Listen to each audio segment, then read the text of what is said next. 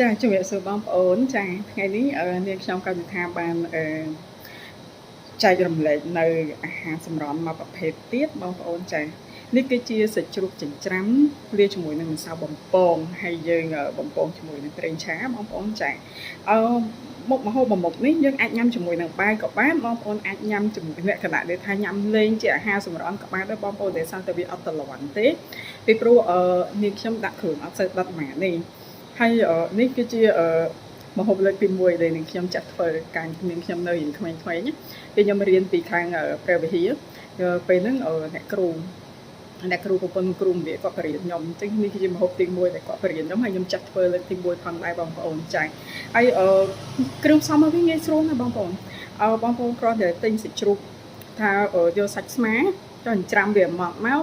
លាយជាមួយនឹងពងវាន់ក្បាលពងទាមកគ្រប់ក៏បានដែរដាក់តែមកគ្រាប់បានហើយកុំដាក់ច្រើនពេកពីកាលណាដាក់ច្រើនទៅបងប្អូនដាក់ជាមួយម្សៅបំពងទៅវាអត់ស្រួយទេហើយបងប្អូនលាយខ្ទឹមសខ្ទឹមក្រហមបន្តិចមកដាក់ម្រេចបន្តិចមកហើយគ្រឿងតាមបងប្អូនចូលចិត្តពីព្រោះថាបើសិនជាបងប្អូនញ៉ាំជាមួយបាយបងប្អូនដាក់គ្រឿងរៀងដិតតិចចាំអំបិលស្ករប៊ីចេងអីហ្នឹងឬក៏ម្សៅស៊ុបអីហ្នឹងហើយកុំភ្លេចដាក់ទឹកស៊ីអ៊ីវផងកាលណាដាក់ទឹកស៊ីអ៊ីវរៀងឈ្ងុយចាតែបើសិនជាបងប្អូនញ៉ាំលេងដូចនាងខ្ញុំនេះបងប្អូនកុំដាក់គ្រឿងដិតពេកគ្រឿងផ្សំដដែលតែកុំដាក់ដិតពេកបងប្អូនហើយយើងអាចញ៉ាំលាយជាមួយនឹងនេះទឹកត្រីបំពងភ្លើងមាន់ណាចាបងប្អូនអាចញ៉ាំលេងជាមួយនឹងគឺឆ្ងាញ់មែនតើហើយដាក់លាយជាមួយនឹងម្សៅស្រួយបងប្អូនគឺឆ្ងាញ់ណានេះខ្ញុំទិញប្រភេទម្សៅ Tempura បងប្អូនចាឆ្ងាញ់មែនតើបងប្អូនអាចញ៉ាំលាយជាមួយបន្លែបានជាមួយទឹកសក់ឬក៏ការ៉ុតអីបានអញ្ចឹងណា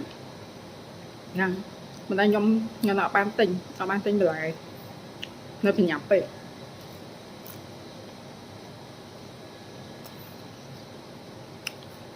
គឺបងប្អូនដាក់ខ្លាញ់ឬក៏ប្រេងឆាហ្នឹងដាក់រៀងច្រើនបន្តិចតែដាក់ឲ្យវាក្តៅហើយបងប្អូនបន្ថយភ្លើងវិញបើកាលណាដែលដាក់ភ្លើង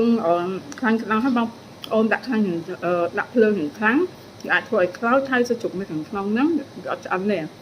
ចូលបងប្អូនដាក់រៀង medium ណាភ្លើងរៀងល្មមណាវាអាចធ្វើឲ្យសាច់ជ្រូកឆ្អិនហើយអាម្សៅយើងនឹងក្រួយនេះក៏វាស្រួយដែរ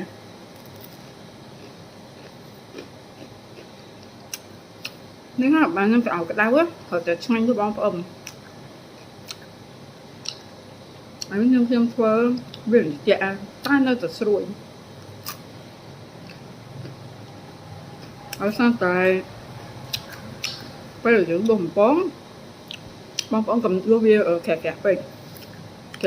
វាអត់សូវឆ្អិនអាសាច់ជ្រូកដែលយើងច្រាំលាយមួយម្សៅហ្នឹងណាចុះបងប្អូនដាក់វានឹងស្ដើងតិចមកនៅក្នុងខ្លាញ់ហ្នឹងអត់តលាស់នេះដោយសារតែពេលយើងស្រង់មកបងប្អូនដាក់กระดาษពេលกระดาษគឺមកអឺដាក់ជាប់បាតមកដើម្បីវាបឺតខ្លាញ់กระดาษហ្នឹងគឺបឺតខ្លាញ់ជក់ខ្លាំងមែនតើ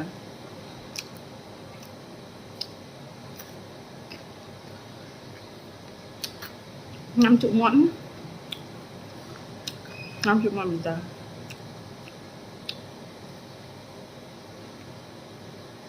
ញ៉ាំជាមួយបាយក៏បានដែរ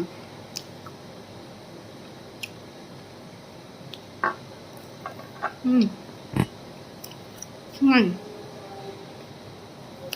ចាឆ្ងាញ់មែនតើចាអរគុណច្រើនបងប្អូនសម្រាប់ការចូលរួមទស្សនាវីដេអូរបស់ខ្ញុំហើយក្រោយនឹងខ្ញុំនឹងលើកយកប្រភេទអាហារសម្រន់ក៏ដូចជាម្ហូបចែកជូនបងប្អូនទស្សនាថែមទៀតចាអរគុណច្រើន